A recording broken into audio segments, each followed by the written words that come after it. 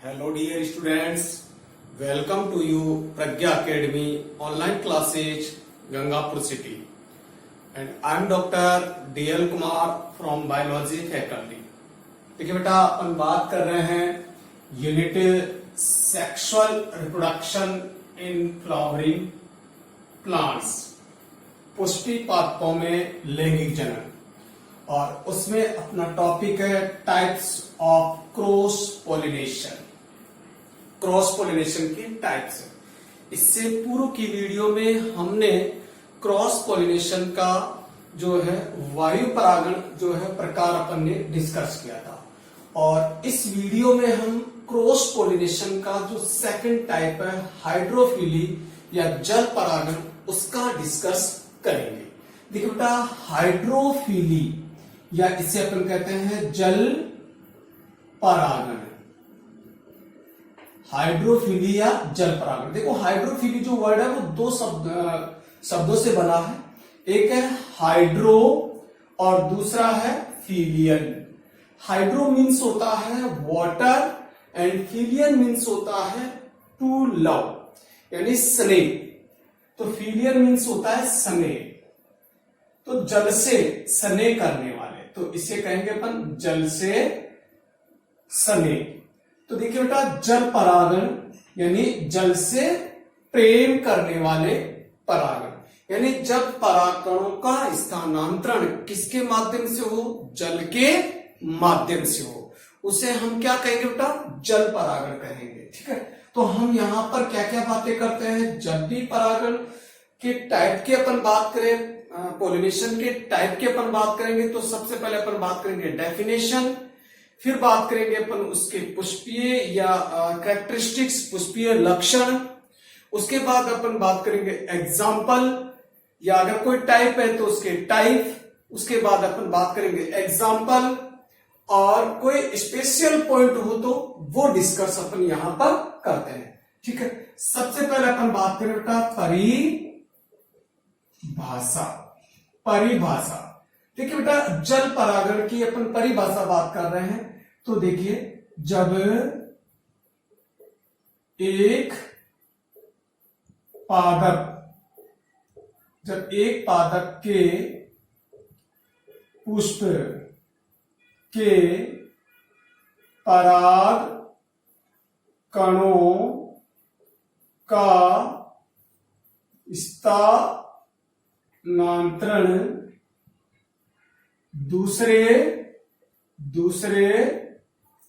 स्थानांतरण दूसरे पादप के पुष्प की वर्तिकाग्र, जब एक पादप के पुष्प के पराग कणों का स्थानांतरण दूसरे पादप के पुष्प की वर्तिकाग्र तक जल के माध्यम से हो, जल के माध्यम से हो, या मैं कहूं कि जल द्वारा हो, तो उसे क्या कहेंगे बेटा, जल के द्वारा या जल के माध्यम से हो, तो उसे अपन क्या कहते हैं, जल परागण कहते हैं। तो ये है जल परागण। तो देखिए बेटा, जब परागकणों का स्थानांतरण एक पुष्प की वर्तिकाग्र से एक पुष्प के परागकोश से दूसरे पुष्प की वर्तिकाग्र तक किसके माध्यम से हो, जल के माध्यम से हो, तो उसे अपन क्या कहते हैं, जल परागण कहते हैं। शॉर्ट रूप में अगर मैं बात करूं तो देखिए बेटा, जल परागण बराबर, देखिए पराग कोश से पराग कणों का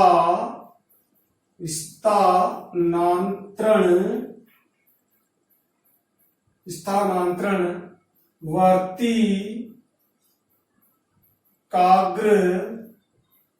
तक जल द्वारा हो, जल द्वारा हो। क्या कहलाएगा बेटा? जल परागण कहलाता है। तो देखिए बेटा, पोलिनेशन की क्रिया किसके माध्यम से हो, या अपन इसे और अगर शॉर्ट रूप में अपन बात करें तो जल परागण बराबर जल के माध्यम से परागण होना। तो अपन यहां लिख सकते हैं जल के द्वारा परागण। यही क्या है बेटा? जल परागण कहलाता है। तो देखिए बेटा, अपन ने देखा कि जब एक पादप के पुष्प के परागकणों का स्थानांतरण दूसरे पादप के पुष्प की वर्तिकाग्र तक किसके माध्यम से हो, जल के माध्यम से हो या जल के द्वारा हो, तो उसे अपन क्या कहते हैं? जल परागण कहते हैं। या सूट रूप में अपन बात करें तो परागकोश से परागकणों का स्थानांतरण किसके माध्यम से हो, जल के माध्यम से हो, उसे अपन जल परागण कहते हैं। ठीक है। अब देखिए बेटा, जितने भी जो जलीय पादप है उनमें ये कोई जरूरी नहीं है कि उनमें परागकणों का स्थानांतरण या जल के माध्यम से ही परागकणों का स्थानांतरण, ऐसा नहीं है। तो देखिए यहां पर अपन बात करें सभी जलीय पादपों में पराग कणों का स्थानांतरण जल के द्वारा नहीं होता। देखिए, कुछ जलीय पादप होते हुए भी उनका परागकणों का स्थानांतरण वायु के माध्यम से होता है। तो देखिए बेटा, सारे के सारे जितने भी कोई जलीय पादप, ये नहीं है कि कोई भी जलीय पादप होगा तो उसमें परागकणों का स्थानांतरण जल के माध्यम से ही होगा, ऐसा नहीं है। वायु के माध्यम से भी हो सकता है, कीटों के माध्यम से भी। कुछ जलीय पादपों में परागकणों का स्थानांतरण जल के माध्यम से भी हो सकता है, तो कुछ में वायु के माध्यम से भी हो सकता है। ऐसा नहीं है कि जो भी जलीय पौधा होगा तो उसमें परागकणों का स्थानांतरण जल के माध्यम से होगा, ऐसा नहीं है। अब अपन बात करें तो ये तो हो गई बेटा परिभाषा। अब अपन बात करें जलीय या जल परागित पादपों के पुष्पों की विशेषता। जल परागित पादपों के पुष्पों की विशेषता, यानी इनके पुष्पों की क्या विशेषता है, उनकी अपन बात करेंगे। देखिए बेटा, जिस तरीके से अपन ने एनिमोफिली में बात की थी कि एनिमोफिली में उनके पुष्पों की क्या विशेषता थी, और उन्हीं से मिलती जुलती जलीय पौधों के परागकणों की भी विशेषता उन्हीं के समान होती है। तो देखिए, अपन सबसे पहले बात करें तो देखिए बेटा, इनके पुष्प यदि मैं बात करूं तो पुष्प कैसे होंगे, तो वो होंगे रंगहीन, गंधहीन,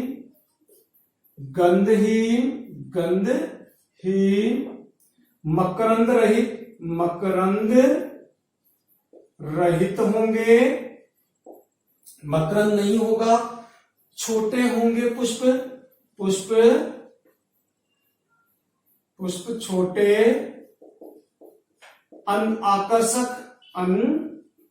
आकर्षक होंगे, कोई आकर्षण का केंद्र नहीं होगा इनमें पुष्पों में। इसके अलावा अपन बात करें तो पुष्पों पे या एक बात याद रखना है सदैव आपको, क्या कि जब भी कोई जलीय पौधा होगा उस पर श्लेष्मी आवरण पाया जाता है, श्लेष्मा का आवरण होगा, और उस श्लेष्मी आवरण के कारण ही ये जल में सड़ते गलते नहीं है। तो अपन यहां बात करें पुष्पों पर श्लेष्मी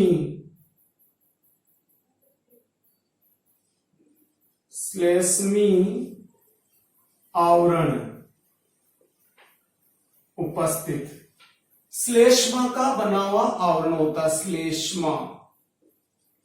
श्लेष्मा का आवरण होगा बेटा, और इसके कारण ही श्लेष्मी आवरण के कारण ये बात ध्यान रखना है कि श्लेष्मी आवरण के कारण ही पराग कारण ही जलीय पादप के विभिन्न भाग जल में सड़ते गलते नहीं है। कोई सा भी भाग हो उसका, चाहे पुष्प की बात करें, चाहे परागकणों की बात करें, चाहे स्टेम की बात करें, चाहे लीफ की बात करें, सब में श्लेष्मी आवरण होगा और उस श्लेष्मी आवरण के कारण ही जलीय पौधे जो है जल में रहते हुए भी सड़ते गलते नहीं है। तो ये हो गई पुष्प की विशेषता। यदि मैं बात करूं यहां पर परागकणों की, तो पराग कण कैसे होंगे बेटा? तो छोटे होंगे, छोटे, संख्या में अधिक होंगे, विशिष्ट प्रकार की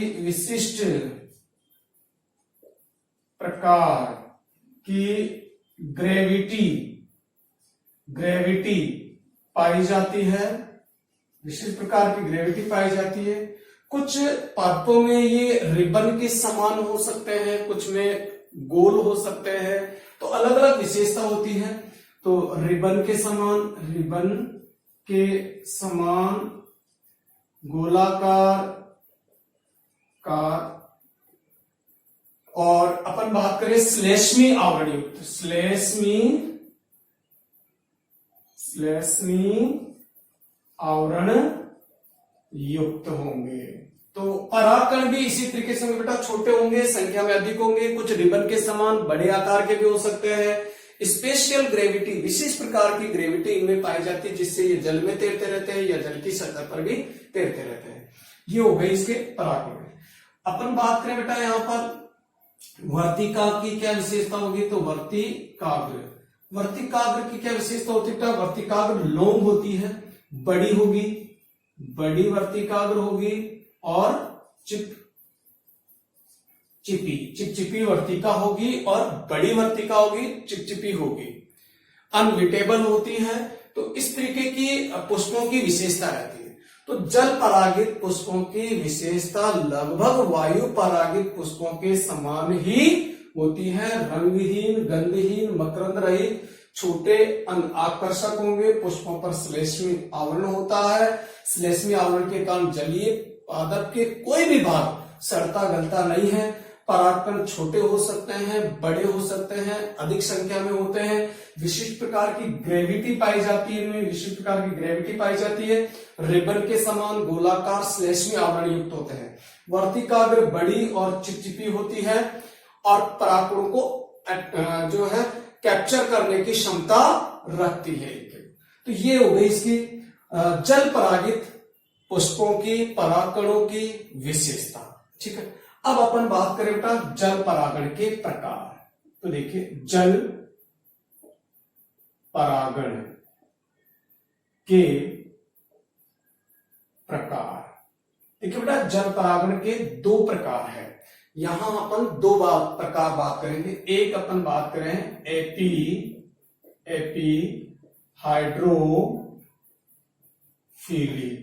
हाइड्रोफिली।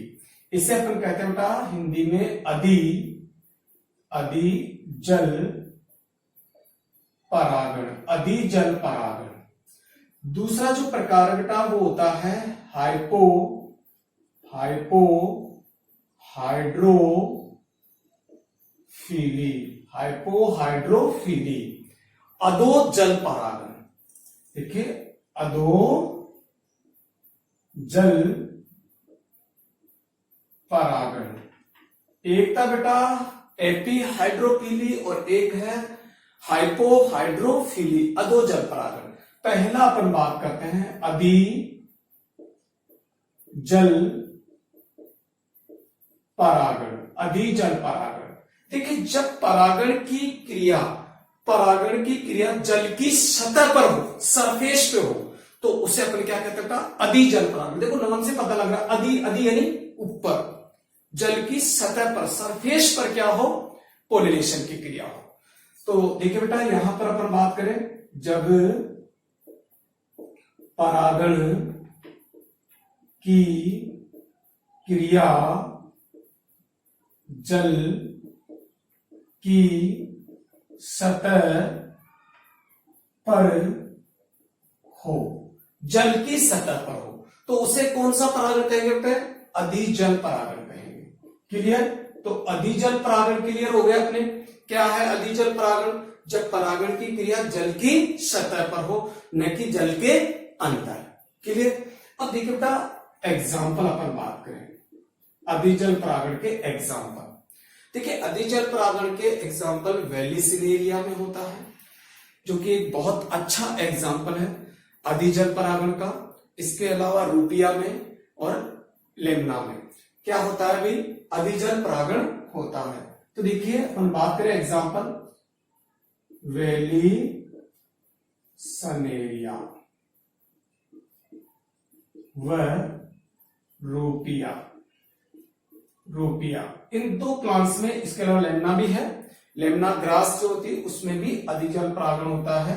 तो वेलिसिनेरिया में हम यहाँ एग्जाम्पल के रूप में बात कर रहे हैं कि वेलिसिनेरिया में जो है वो कौन सा परागण होता है? अधिजल परागण होता है। ठीक है, यहां वेलिसिनेरिया में किस प्रकार से परागण होता है वो मैं यह बात कर रहा हूं। तो ये ध्यान दे, सामने कई बार बोर्ड के एग्जाम में ये क्वेश्चन पूछा गया बेटा वेलिसिनेरिया में परागण की क्रिया बताइए। ठीक है, तो हम यहां वेलिसनेरिया में परागण की क्रिया विधि बात करेंगे। ठीक है, वेलिसिनेरिया में किस प्रकार से परागण की क्रिया होती है। देखो एक बात बता दूं मैं आपको, वेलिसिनेरिया एक कैसा प्लांट है बेटा? एक लिंगी पादप है, एक लिंगाश्री पादप है। तो सबसे पहले तो अपन बात करें कि वेलिसिनेरिया एक लिंगा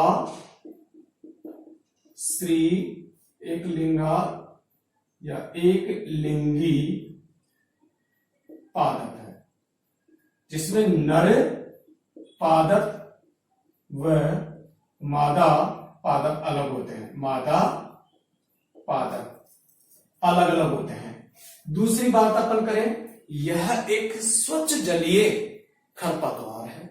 तो यह एक स्वच्छ जलीय खरपतवार है या घास है। जलीय, स्वच्छ जलीय खरपतवार या घास है। अब देखिए आगे अपन बात करें कि इसमें किस तरीके की कंडीशन रहती है। तो देखिए नर पादप पर नर पुष्प आते हैं और नर पुष्प परिपक्व होने के बाद में या उसके स्फुटित होकर इनके जो पुष्प है वो जल की सतह पर तैरते रहते हैं। तो देखिए बेटा नर पादप पर नर पुष्प होते हैं जो जल की सतह पर तैरते रहते हैं। दूसरे में बात करूं, यहां पर मादा पादप पर मादा पुष्प होंगे। मादा पुष्प जिसमें लंबी कुंडलित पुष्प वृंत होती है। लंबी कुंडलित पुष्प वृंत, लंबी कुंडलित होती है जिसकी। तो देखिए मादा पादप पर मादा पुष्प होते हैं जिसमें एक लंबी कुंडलित क्या होती है? पुष्प वृंत होता है। अब देखिए मैं आपको क्लियर कर दूं, ये अपना एक जल स्रोत है और इस जल स्रोत में किस तरीके से वेलिसिनेरिया में परागण की क्रिया होती है वो मैं आपको समझा देता हूं बेटा। ये जल की सरफेस है, ठीक है, ये जल की सरफेस है। इसके पश्चात ये इसमें जल भरा हुआ है। ये अपन बात करें कि सबसे पहले यहां पर ये एक वेलिसिनेरिया का नर पादप है और इसमें इस तरीके से लीव्स होती है और इस लीफ के कारण इसकी जो लीफ है वो टैप के समान होती है। इस कारण से टैप ग्रास भी कहते हैं अपन, या इल ग्रास भी अपन इसको कहते हैं। इसमें यहां पर जैसे एक इन्फ्लोरोसेंस डेवलप होता है जिसमें अनेक नर पुष्प लगे होते हैं। तो देखिए बेटा ये नर पादप है, नर पादप, ठीक है। इसमें ये इसकी क्या है, रूट है, ये इसकी लीफ है और ये इन्फ्लोरोसेंस है जिसमें अनेक नर पुष्प उपस्थित है। जैसे नर पुष्प परिपक्व होता है ये नर पुष्प इस तरीके से यहां पर एक बोट की तरह, और ये इसमें एंथर होते हैं, ये तैरता रहता है जल की सरफेस पर। ये नर पुष्प इस इन्फ्लोरोसेंस से, पुष्प करण से निकलकर बाहर आ गया और जल की सतह पर तैर रहे हैं। ये बोट की तरह इस तरीके से, ये एंथर है इसमें, ठीक है। अब देखिए ये जल की सरफेस पर आ जाते हैं और जल की सरफेस पर बहुत सारे नर पुष्प जो है, परिपक्व नर पुष्प तैरते रहते हैं। अब मैं बात करूं, ये है दूसरा अपना मादा पादप। इसके ये रूट हो गई, ठीक है, ये इसकी लीव्स हो गई, ये लीव्स हो गई, तो ये है मादा पादप, मादा पादप, ठीक है। अब देखिए बेटा इसमें मैं बात करूं तो इसमें मादा पादप में जो पुष्प होते हैं वो केवल मादा पुष्प होंगे और इसका ये क्या है, पुष्प वृंत है जो इस तरीके से कुंडलित रहता है, ये पुष्प वृंत है इसका। और उसके पश्चात ये ओवरी हो गया और ओवरी के पश्चात ये इसकी वर्तिकाग्र हो गई, इस तरीके से रहता है, यानी बहुत अत्यधिक कुंडलित रहती है इसके लिए, ठीक है।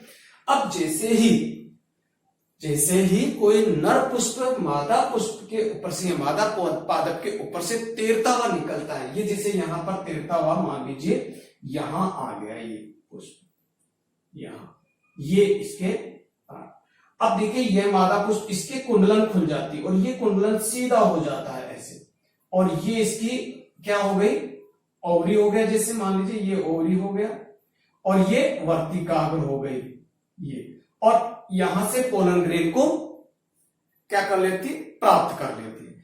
यानी इसमें नर और मादा पादप अलग अलग होते हैं। नर पादप पर नर पुष्प आते हैं, नर पुष्प परिपक्व होकर जल की सरफेस पर तैरते रहते हैं और उनसे परागकण बाहर आ जाते हैं और परागकण भी जल की सतह पर तैरते रहते हैं।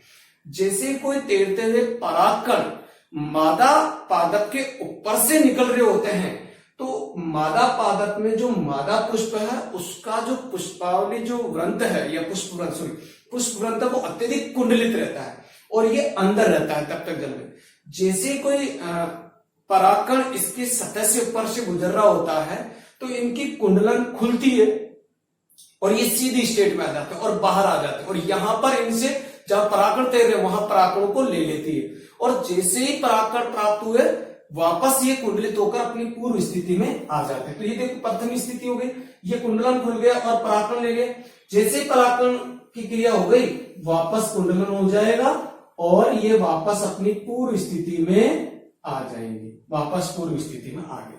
तो इस तरीके की स्थिति पाई जाती है किसमें बेटा, वेलिसिनेरिया में। तो वेलिसिनेरिया जिस तरीके की स्थिति बन रही है उसी तरीके से अपने आप में बदलाव कर लेता है। तो आपने देखा कि ये एक स्पेशल टाइप का क्या है, पोलिनेशन है, जो अधिजल परागण है, जो जल की सतह पर हो रहा है। क्लियर। तो आपके एपी हाइड्रोफिली क्लियर हो गया बेटा। रूपिया में अलग टाइप से होता है, यहां अपन ने केवल एग्जांपल के रूप में वेलिसिनेरिया है, वेलिसिनेरिया में जल परागण की क्रिया अधिजल परागण किस प्रकार से होता है ये क्लियर हो गया। अब अपन बात करें बेटा हाइपोहाइड्रोफिली। हाइपोहाइड्रोफिली अपन बात करें, इससे पहले आप स्क्रीनशॉट ले सकते हैं किसके, जल परागण का, ठीक है। तो स्क्रीनशॉट लें। अब देखिए अपन बात करते हैं आगे हाइपोहाइड्रोफिली, अधो जल परागण। जब परागण की क्रिया कहां देखो सरफेस पे हो रही है तो उसे क्या करें अपन, अधिजल परागण। जब परागण की क्रिया जल के अंदर हो तो उसे अपन क्या कहते हैं बेटा, हाइपोहाइड्रोफिली कहते हैं, ठीक है। तो देखो मैं क्लियर कर देता हूं।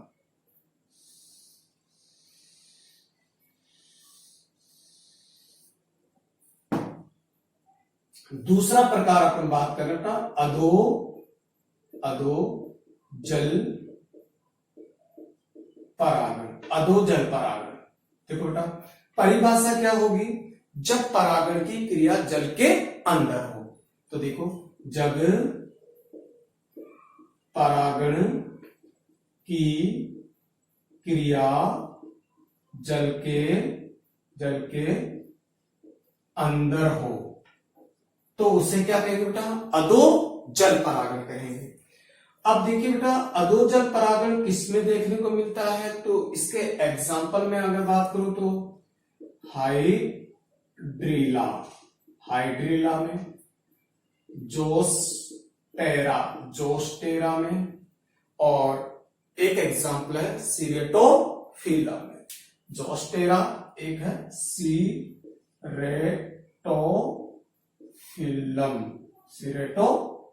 में। ये 3 एग्जाम्पल है जिसमें अधो जल परागण होता है। यहां हम 2 जो एग्जाम्पल है उनको थोड़ा सा समझेंगे, ठीक है। तो जोस्टेरा और सिरेटोफिलम में हम किस तरीके से अधो जल परागण होता है वो मैं आपको क्लियर कर दूं। देखो बेटा, जोस्टेरा एक समुद्री घास भी अपन इसको कहते हैं, समुद्री घास कहते हैं किसको, जोस्टेरा, ठीक है। इसके जो परागकण है वो लंबे रिबन के समान होते हैं। तो परागकण लंबे रिबन के समान होते हैं, लंबे रिबन के समान होते हैं। इनमें विशिष्ट ग्रेविटी पाई जाती है। तो विशिष्ट ग्रेविटी पाई जाती है, जिसके कारण ये जल के अंदर तैरते रहते हैं। जल के अंदर विशिष्ट ग्रेविटी के कारण ये जल की जो अंदर है उसमें क्या करते रहते बेटा, तैरते रहते हैं। लंबे परागण, लगभग परागण 200 या 25 नैनोमीटर,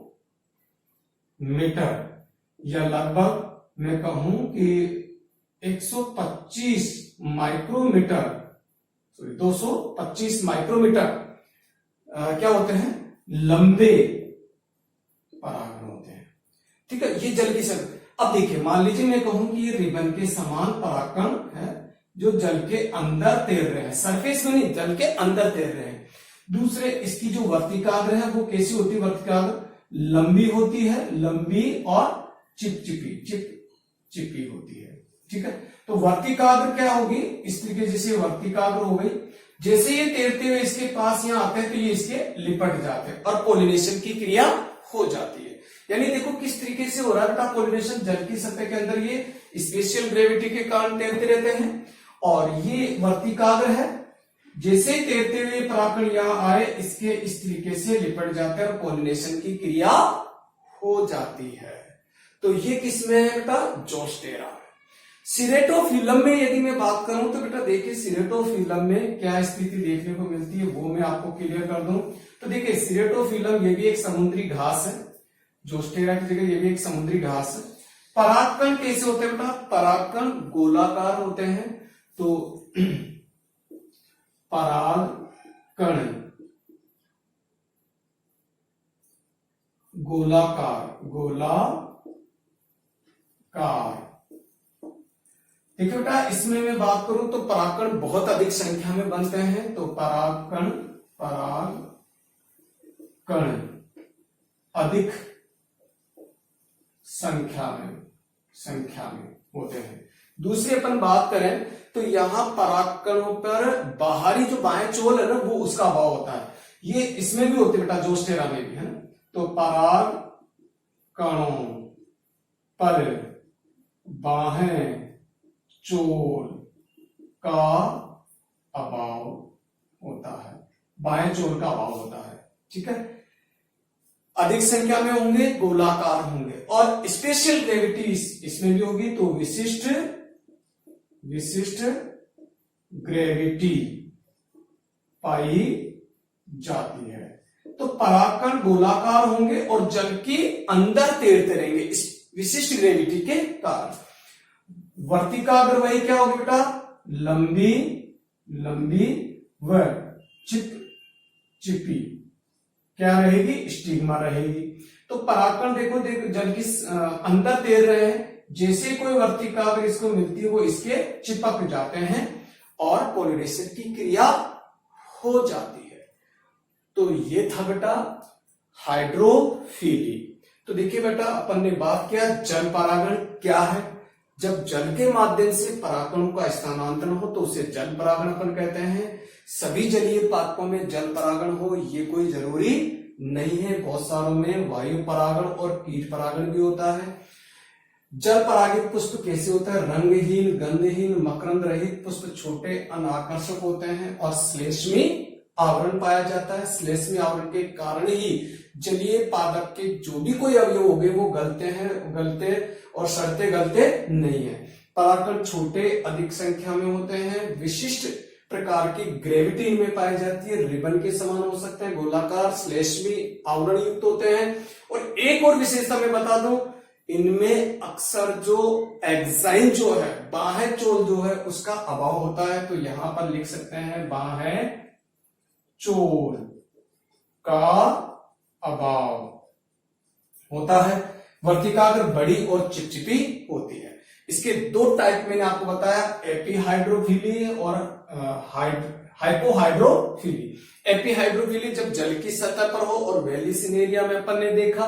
उसके बाद दूसरा है जब परागण की क्रिया जल के अंदर हो और उसके अपन ने एग्जाम्पल हाइड्रिला, जोस्टेरा और सिरेटोफिलम किया।